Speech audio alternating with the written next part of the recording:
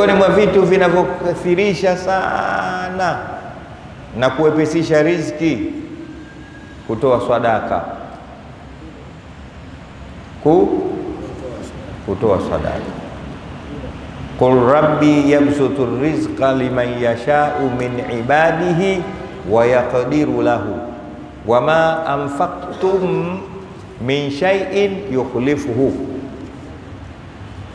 inna Allaha, anasema wallahu khairur raziqin.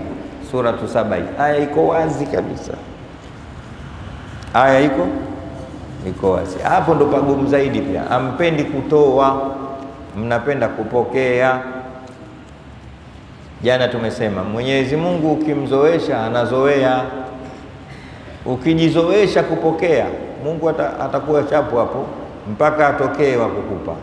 Lakini ukijizoesha kutoa, Mwenyezi Mungu naye atakupa ili upate kutoa katika mazoea yako, kwa sababu faqidu shay'i la yu'tihi, asokuwa nacho hatoi. Faqidu shay'i la yu'tihi, asokuwa nacho hatoi. Kwa ili awe atoe lazima afanye awe nacho.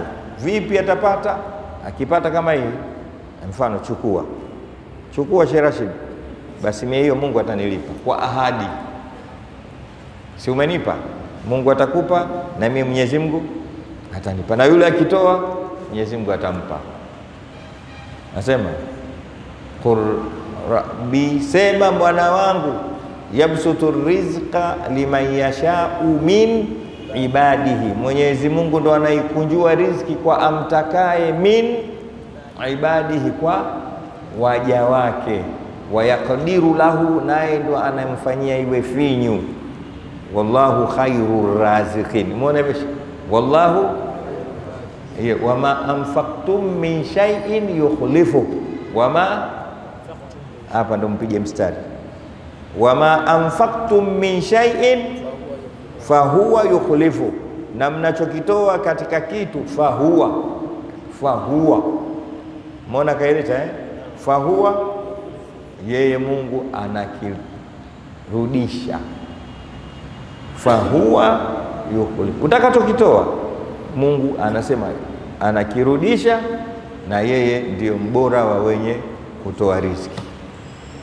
Penda kutoa ili upate. Penda kutoa, lakini penda kuzuia ili usipate. Mtume Muhammad sallallahu alaihi wasallam katika hadithi aliyoipokea Imam Muslim anasema, ma naqasat sadaqatun min mali, ma naqasat sadaqatun min malin, sadaka haipunguzi chochote katika mali, bali kinyume chake inazidisha. Mwenyezi Mungu ajalie katika hao. Lakini mambo yanataka imani hayo, yanataka imani sana. Mimi katika watu walionilea, nililelewa na ammi yangu Sheikh Rashid bin Sheikh Umar Kawambwa. Tuliwenye tulikuwa tunamuita Imamul Haramaini,